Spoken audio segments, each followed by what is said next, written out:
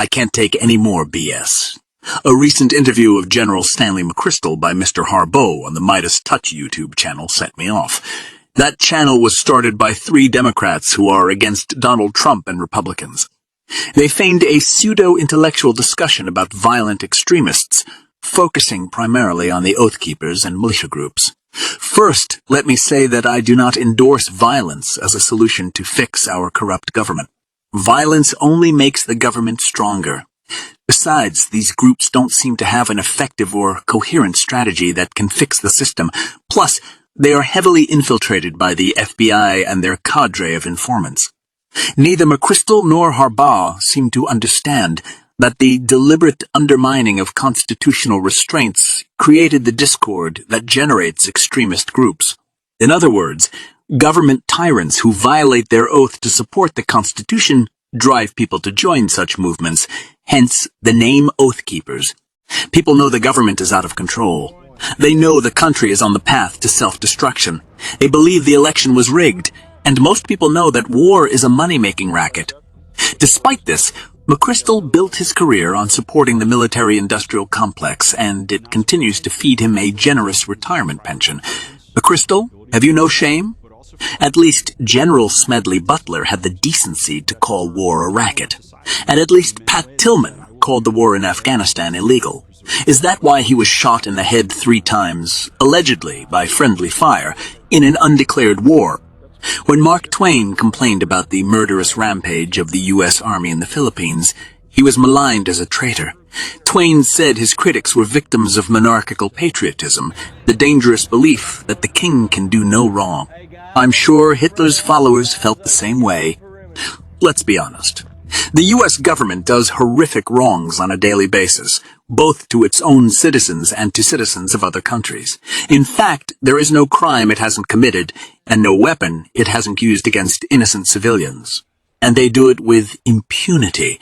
We now have a situation in this country where people who stand up for truth, marriage, ownership of their own children, and common decency are spied on by the NSA.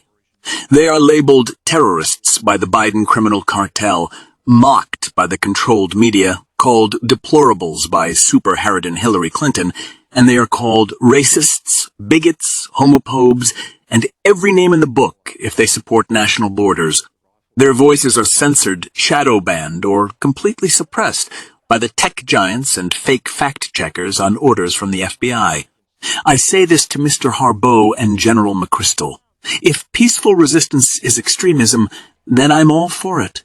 Does anyone remember what Barry Goldwater said? I would remind you that extremism in the defense of liberty is no vice. And let me remind you also that moderation in the pursuit of justice is no virtue. Isn't it obvious that the most dangerous extremists are the lying, murderous, warmongering government tyrants? Another thing that irks me is General McChrystal's false assertion in the video, at minute 17.44, that people in this country are not unfairly incarcerated. Really, what about the January 6 defendants still incarcerated without bond in violation of the 8th Amendment? What about those incarcerated at Camp Gitmo for decades without trial? And what about people the government slaughters before they can even be incarcerated? Do you remember the 76 men, women, and children at Waco who were burned alive by federal agents to enforce unconstitutional firearm laws? The same slaughter happened at Ruby Ridge when they killed Ricky Weaver's son and his wife, Vicky. She was mercilessly shot in the face through a door by FBI sniper Lon Horiachi and later died. In 1996, luckily my family was not massacred to enforce unconstitutional firearm laws, but we almost were. My horror story and proof that the courts are 100% corrupt is detailed in my book, They Left No Crime Uncommitted. I am also disturbed over the video comments by flag-waving veterans who think it is somehow patriotic to support tyranny at home and ignore the bombing and starvation of innocent civilians in unwinnable wars. This is monarchical patriotism on steroids. The only significant enemies this country has are those our Machiavellian government created. Most recently Russia and China, who even Colonel Douglas MacGregor admitted, are not our enemies. We are theirs, but they are not ours. I believe that anyone who truly loves this country will peacefully resist federal tyranny and refuse to cooperate in every legal way possible, and in every shape, form, and fashion. They will refuse to find anyone guilty in the corrupt federal courts, no matter what the charge is. They will pay as little as possible in taxes, and they will spread the word to others. I contend that passive resistance is the only way we can return to lawful government. Don't listen to the blabbering of YouTubers who buy a cheap microphone from Amazon and suddenly become geopolitical experts ad nauseum.